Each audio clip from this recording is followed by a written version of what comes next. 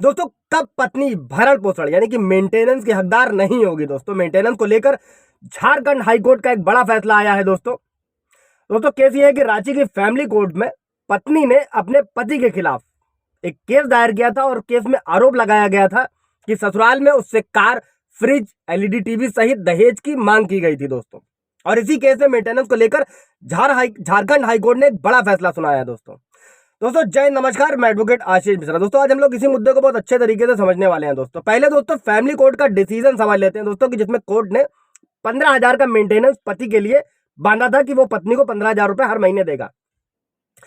दोस्तों पत्नी ने अपने आरोप में कहा था कि पति और उसका परिवार दहेज के लिए उस पर दबाव डाल रहा था और उसने कहा था कि पति छोटी छोटी बातों पर उसकी उपेक्षा करता था और अक्सर शराब के नशे में उसके साथ दुर्व्यवहार करता था।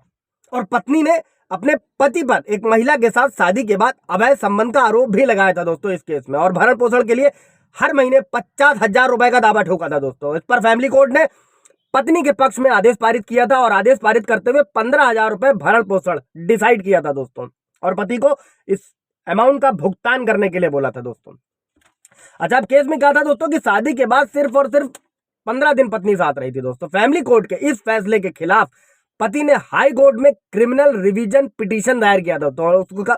और पति का यह कहना था कि शादी के बाद उसकी पत्नी सिर्फ और सिर्फ 1 सप्ताह के लिए ही उसके घर में रही थी और उसके बाद वो अपने मायके घर वालों की कुछ दिनों तक सेवा करने के बहाने के नाम पर घर गई थी। दोस्तों रांची वापस चली गई थी और पत्नी ने कहा था कि 15 दिनों के भीतर वो ससुराल वापस आ जाएगी, लेकिन बार बार पति के रिक्वेस्ट करने के बाद भी दोस्तों वो नहीं लौटी थी। दोस्तों अक्सर मेरे व्यूअर्स का भी एक सवाल रहता है कि इधर पत्नी मायके चली गई और वो वापस नहीं आ रही। तो दोस्तों आप हिंदू मैरिज एक्ट सेक्शन 9 के तहत कोर्ट में आवेदन दे सकते हैं और इसमें कोर्ट पत्नी को आदेश करेगा कि वो पति के साथ जाकर रहे, और अगर पत्नी साथ नहीं रहना चाहती है तो पत्नी को स्पष्ट कारण कोर्ट को बताने होंगे। दोस्तों इसके 2 फायदे होंगे। दोस्तों इन फ्यूचर अगर पत्नी आप पर झूठे आरोप लगाती है कि दहेज की मांग की गई थी या 498 एनीथिंग एल्स, तो इसमें आपको हेल्प मिलेगी क्योंकि आपने सेक्शन 9 का मुकदमा डाला हुआ था।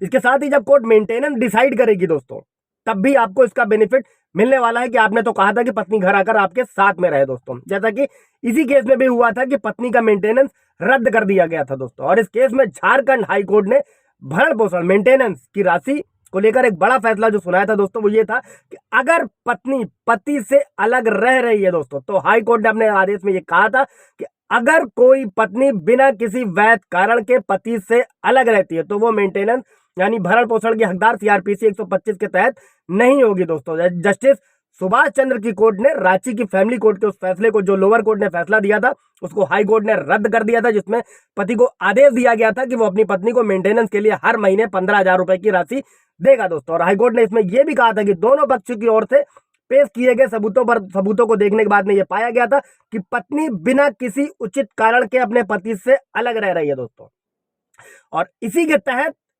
आईपीसी 1973 सीआरपीसी 1973 की धारा 125(4) के मद्देनजर वो किसी भी राशि या भरण पोषण या मेंटेनेंस की हकदार नहीं होगी। दोस्तों ये झारखंड हाईकोर्ट का एक बड़ा फैसला था। दोस्तों अगर पत्नी बिना किसी उचित कारण के अपने पति से अलग रह रही है, सेक्शन 9 डालने के बाद में भी वापस नहीं आती है दोस्तों, और किसी भी तरीके से झूठा मुकदमा दर्ज कराती है, तो वो मेंटेनेंस की हकदार नहीं होगी। दोस्तों कोई सवाल जवाब होगा पूछ लीजिएगा, लाइक कर दीजिएगा, शेयर कर दीजिएगा, चैनल को सब्सक्राइब कर दीजिएगा। Thank you.